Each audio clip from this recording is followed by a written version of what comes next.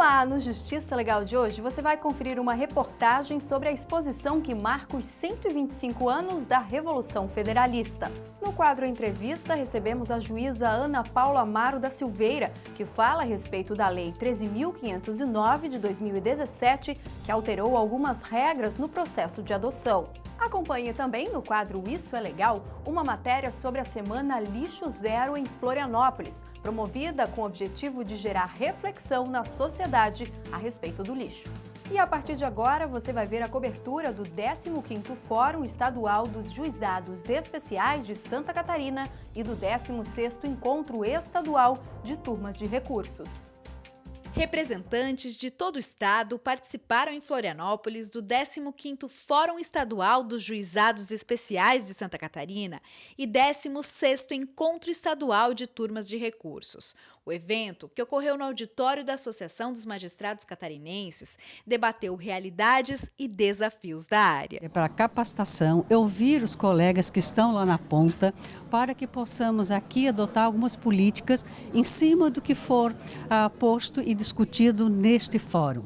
De acordo com o presidente do Tribunal de Justiça de Santa Catarina, desembargador Rodrigo Colasso, os juizados especiais atendem a uma parcela significativa dos processos judiciais. E, por isso, há uma necessidade de melhorar cada vez mais os procedimentos. O juizado especial é uma parcela significativa dos processos que existem no judiciário catarinense. Aproximadamente 30% dos processos estão nos juizados especiais. Então, a desembargadora Janice está realizando um trabalho excelente, que está reunindo os juízes dos juizados especiais, os juízes das turmas de recursos e os secretários dos juizados especiais. Vão discutir métodos para aperfeiçoar, agilizar os julgamentos, vai apresentar também um diagnóstico completo da situação do juizado e, no final, vão aprovar enunciados que vão agilizar e fortalecer o andamento dos processos no juizado especial. Então, é um passo importante para tornar os processos mais rápidos nessa área da justiça. E ao mesmo tempo em que há a preocupação em tornar os processos eficientes, também se está de olho na qualidade das sentenças. Esse foi um dos aspectos abordados pelo desembargador Joel Dias Figueira Júnior, que fez a palestra de abertura do evento. O grande problema da jurisdição no Brasil, seja tanto nos juizados quanto na justiça comum, é o número elevado de demandas e uma teia de recursos basicamente incompreensíveis, né? O que faz com que as demandas se eternizem, não só no crime, mas como no civil também, e, consequentemente, a satisfação, a resolução do conflito e a satisfação do jurisdicionado termine prejudicada. Os participantes vieram de todo o estado e durante 2 dias vão discutir os desafios e buscar alternativas aos juizados especiais de Santa Catarina. Também foram debatidos outros temas, como a importância de uma capacitação constante dos servidores. Eu realço que meu não seria uma palestra, mas é como a academia pode contribuir com os juizados especiais na disseminação da capacitação, do conhecimento, para se entender perfeitamente qual é a importância dos juizados especiais e, acima de tudo, capacitar conciliadores e mediadores para atuar na composição da lide, né? Porque quando as partes compõem, que elas fazem um acordo e se conciliam, é muito melhor do que uma decisão judicial impositiva. Então a academia atua exatamente nesse espaço de capacitar, de trazer conhecimento para que as pessoas possam lidar com essa forma de solucionar conflitos de uma forma mais eficiente. Quem atua nas comarcas pelo estado concorda com a necessidade de encontros como este para a troca de experiências, visando uma melhoria no sistema judiciário. Hoje eu acho que o juizado especial, um dos problemas é a grande demanda. A justiça hoje está, graças a Deus, né, que está bem aberta, está de fácil acesso para todo cidadão, só que eles acabam meio que banalizando o trabalho e vindo tudo parar no judiciário. O segundo que eu entendo é que o juizado ainda não tem uma forma de se trabalhar uniformizada. Então tem bastante comarcas, cada comarca acaba fazendo de uma forma, cada juiz tem um entendimento, porque a lei, em que pese ter a lei, ela também é aplicada junto com o CPC e outras legislações. Então, às vezes não tem uma uniformização na forma como trabalhar. E esses eventos eu acho interessante pela experiência de que nessa comarca ou na minha comarca eu faço dessa forma, essa experiência está dando certo e pode ser aplicada nas demais comarcas do estado, para que a gente consiga trabalhar no juizado todos da mesma forma, com o mesmo resultado e a mesma eficiência que os JECs requerem, que é isso a finalidade, né, do juizado especial, a eficiência, a eficácia, a rapidez e a simplicidade, né? Águas Revoltas, a Justiça Catarinense e a Revolução Federalista. Este é o nome da exposição que está aberta ao público no Museu do Judiciário Catarinense, que explora processos judiciais referentes aos conflitos desse episódio histórico. Na entrada do Museu do Judiciário Catarinense, localizado nas dependências do Tribunal de Justiça de Santa Catarina, a história é evidenciada para pessoas de todas as idades.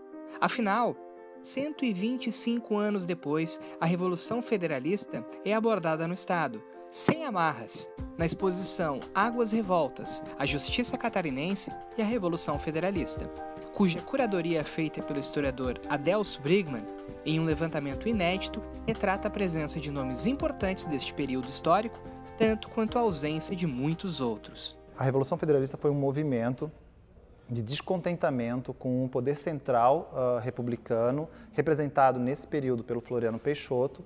Então havia uma parcela das pessoas que apoiaram o regime republicano e que estavam descontentes com a centralização do poder.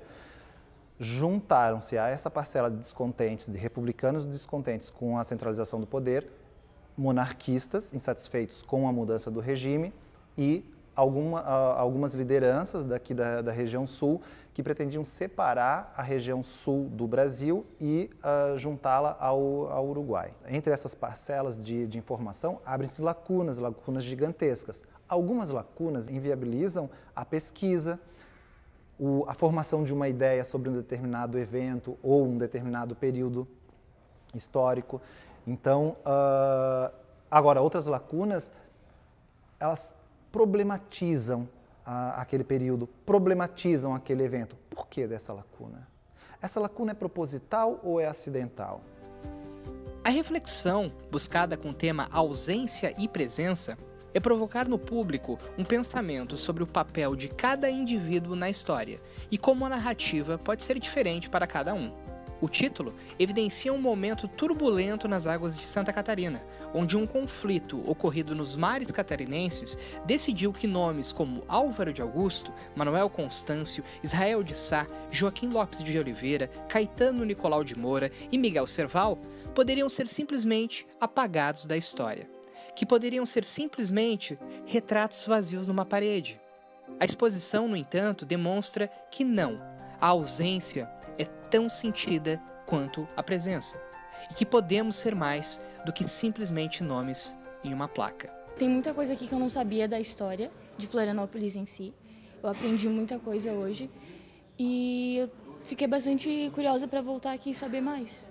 Eu acho extremamente importante porque a gente está revivendo o passado e eu considero, no momento atual, muito importante porque a gente não sabe até quando a gente vai ter essa oportunidade de reviver o passado e aprender a história do que aconteceu. Eu não fazia ideia do que tinha acontecido, então foi muito bom conhecer um pouco a história de como surgiu Florianópolis e como se tornou a justiça aqui. Iniciada no fim de outubro, a mostra deve receber mais de 3.000 pessoas até seu encerramento em 2020. As parcerias entre alunos, professores e museu têm rendido bons frutos para o caráter educacional que o Museu do Judiciário Catarinense vem procurando proporcionar. Todo esse trabalho que nós realizamos de fazer exposições, de todo esse pensamento e leituras que a nossa equipe realiza é para a sociedade, é para os estudantes do ensino médio, fundamental, para os estudantes universitários, para os idosos, para que eles possam ter nesse espaço um espaço de reflexão. Então, quando eles entram aqui e estudam uma guerra, que eles saiam daqui com a certeza de que a gente não deve repetir esses conflitos armados e que a gente quer sim viver em paz. Exposições como esta evidenciam que o Tribunal de Justiça de Santa Catarina não é apenas um lugar onde há burocracia, mas também onde a história é revisitada e contada todos os dias. Então é uma forma de complementar o ensino formal da escola e eles terem contato, né, porque não é algo comum um aluno de ensino fundamental e médio ter contato com documentação do século XIX, do início do século XX, de documentação original que eles têm contato aqui no Museu do Judiciário Catarinense.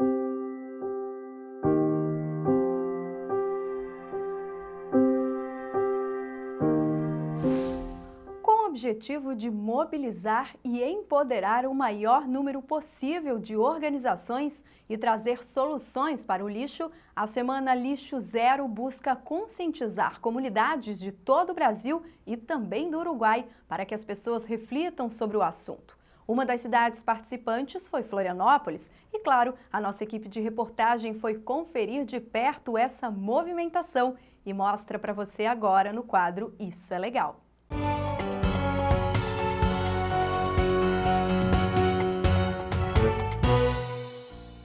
Você sabia que Florianópolis é a primeira cidade lixo zero do Brasil? Por decreto, a capital catarinense aprovou em junho de 2018 um plano que pretende revolucionar a gestão dos resíduos sólidos. Para formalizar esse compromisso, a meta, na prática, é reduzir em 60% o número de recicláveis e de 90% do lixo orgânico, que hoje seguem para o aterro sanitário. Fundado em 2010, o Instituto Lixo Zero é uma organização da sociedade civil autônoma, sem fins lucrativos, e pioneira na disseminação do conceito no Brasil. E é nas universidades espalhadas pelo país que surgem as parcerias e o sonho de um mundo lixo zero. O Instituto Lixo Zero tem como objetivo difundir o conceito de lixo zero no país. Então, a universidade é um ponto estratégico para nós, porque a partir desses novos profissionais é que sairão projetos lixo zero, vai ter uma gestão lixo zero, vai ter uma preocupação com isso, uma preocupação com a prevenção e não com a remediação. Todo o foco será para isso. Lixo zero nada mais é do que um programa de qualidade total baseado na melhoria contínua, cujo indicador de performance é o lixo. Quanto menor o lixo, melhor é o processo de qualidade.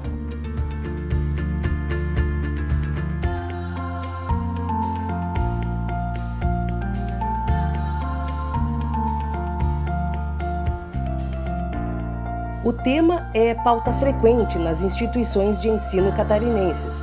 Bom, o Instituto Lixo Zero trouxe uma concepção a respeito da reciclagem e de tratamento dos resíduos que foram incorporados por diversas instituições.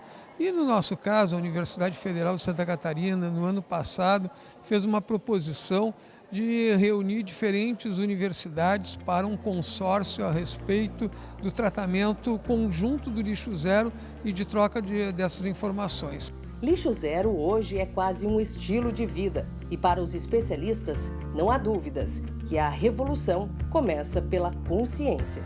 Não é uma escolha mais, mas é uma questão de resiliência.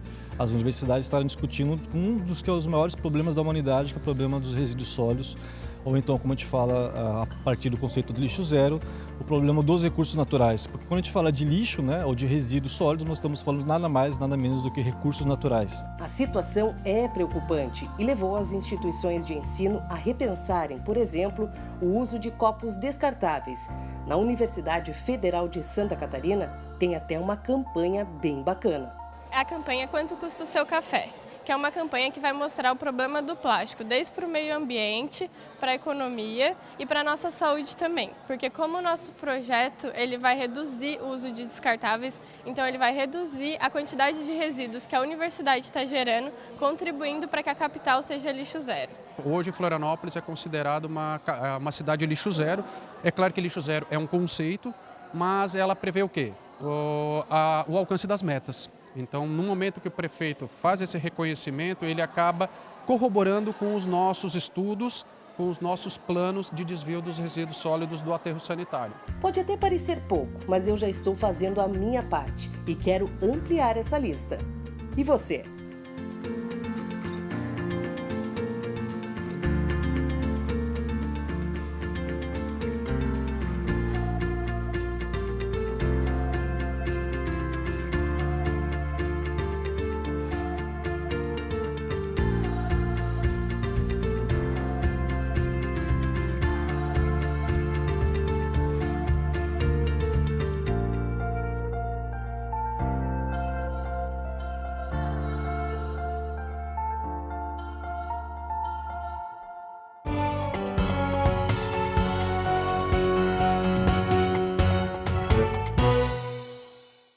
como você já sabe, o Tribunal de Justiça de Santa Catarina também está na internet. Acompanhe as redes sociais. Fique por dentro do que está acontecendo no Tribunal de Justiça de Santa Catarina. Para assistir aos vídeos, continue acessando o nosso canal oficial no YouTube. Os principais fatos e notícias você pode ler de forma dinâmica no Twitter. E a novidade é que agora também estamos no Facebook e no Instagram. Conheça as novas redes sociais e comece a interagir ainda hoje. Veja como é fácil acessar. Entre na homepage do portal tjsc.jus.br e lá você encontra todos os ícones. Entre, conheça e nos siga. É o Tribunal de Justiça ainda mais perto de você. E a seguir no próximo bloco, no quadro Entrevista, a nossa convidada é a juíza Ana Paula Amaro da Silveira, que fala a respeito da Lei 13.509 de 2017, que alterou algumas regras no processo de adoção. É logo depois do intervalo, a gente volta já.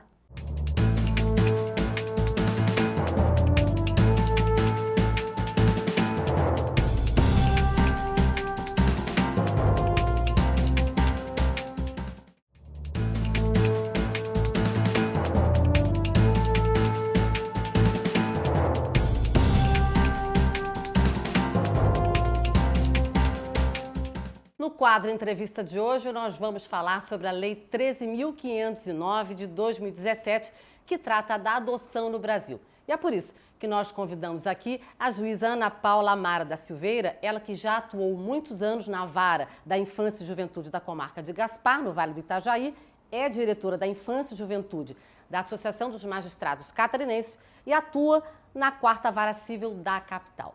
Muito obrigada, doutora, por ter aceito o convite. Eu que agradeço estar aqui.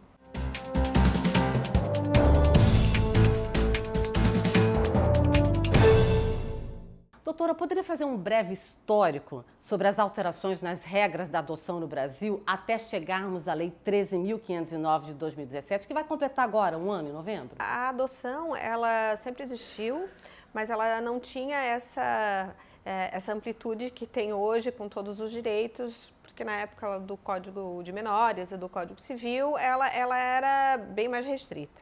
Com o ECA e com a Constituição, né, se criou a ideia de que filho adotivo e filho biológico são iguais, eles têm os mesmos direitos, e se passou a trabalhar a adoção como a busca de uma família para aquela criança, e não mais aquela criança para uma família. E isso fez muita diferença, porque a gente começa a ver a necessidade da criança. Veio a 2010 com a ideia de se buscar acelerar os processos de destituição e de adoção.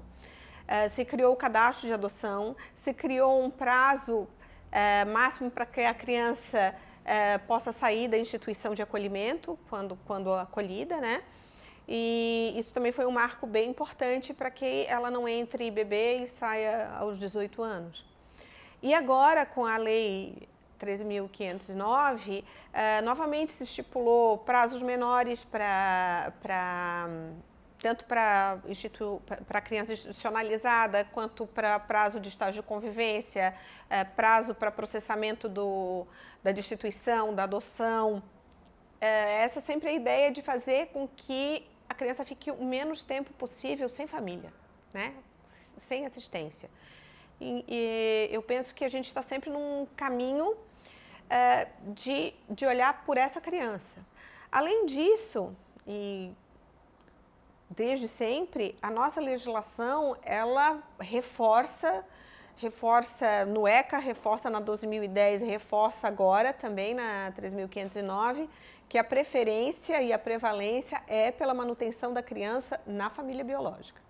Isso é reforçado em todas as legislações. A Lei 13.509 mudou as regras da adoção, mas para isso foram necessárias várias alterações no ECA, o Estatuto da Criança e do Adolescente, na CLT, a consolidação das leis trabalhistas e também no Código Civil. Que alterações foram essas? As alterações na CLT, ela amplia a licença maternidade para a mãe que adota adolescente, porque a licença maternidade antes não alcançava a mãe que adotava o adolescente. Prevê também a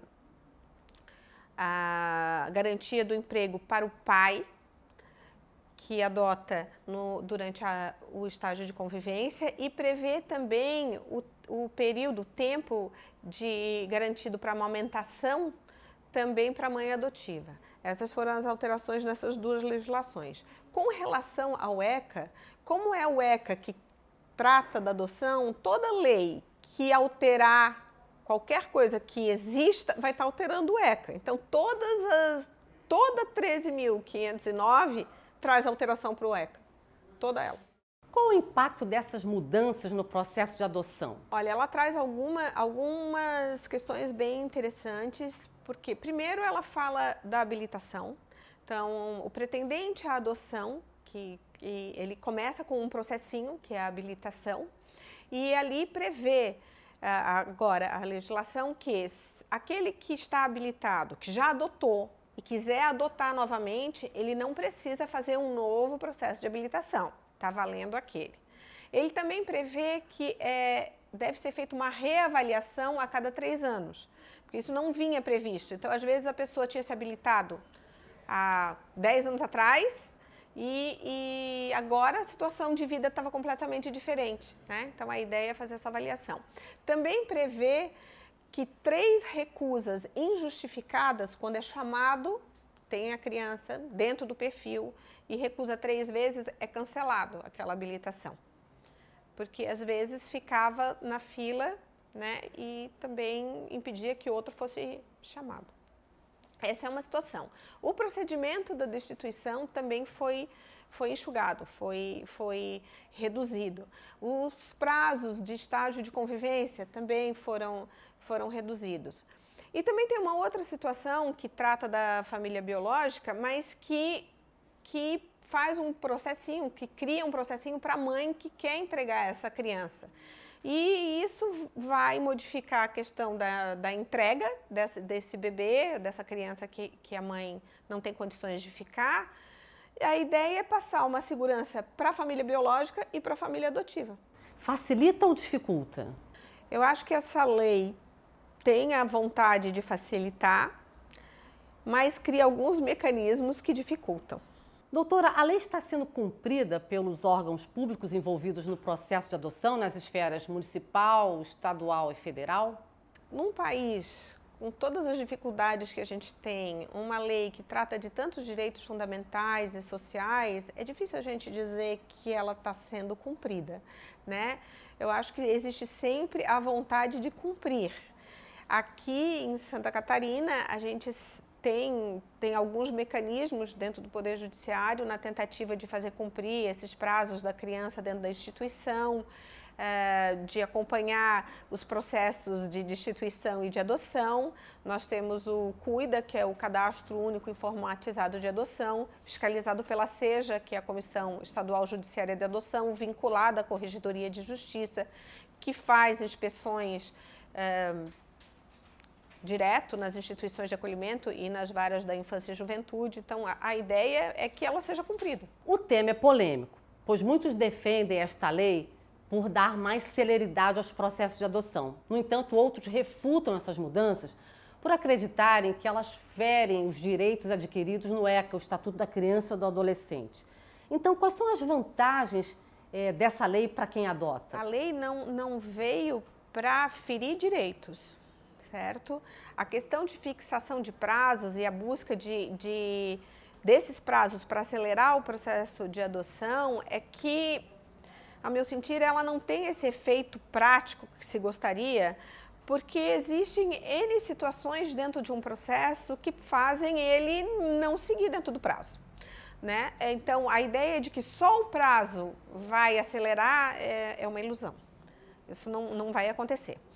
Com relação àquilo que pode favorecer, bom, toda a questão dessa facilitação das leis trabalhistas, a criação de prioridade para quem adota adolescente, para quem adota criança com deficiência, né? Até mesmo a previsão do apadrinhamento afetivo para proteger aquela criança que está dentro da instituição e que não encontrou até o momento uma possibilidade de adoção ou de retorno para a família biológica. Então, existem alguns mecanismos para ajudar. Agora, achar que só eles resolvem não é verdade. Existem críticas a essa Lei 13.509 de 2017 porque ela poderia prejudicar uma certa parcela da população, especialmente aquelas que têm menos condições e por isso estariam mais sujeitas à perda do poder familiar. A senhora concorda com esse posicionamento? Não, eu não concordo, porque não é a Lei 13.509 que prejudicou ou tornou essas pessoas mais vulneráveis, suscetíveis à perda do poder familiar.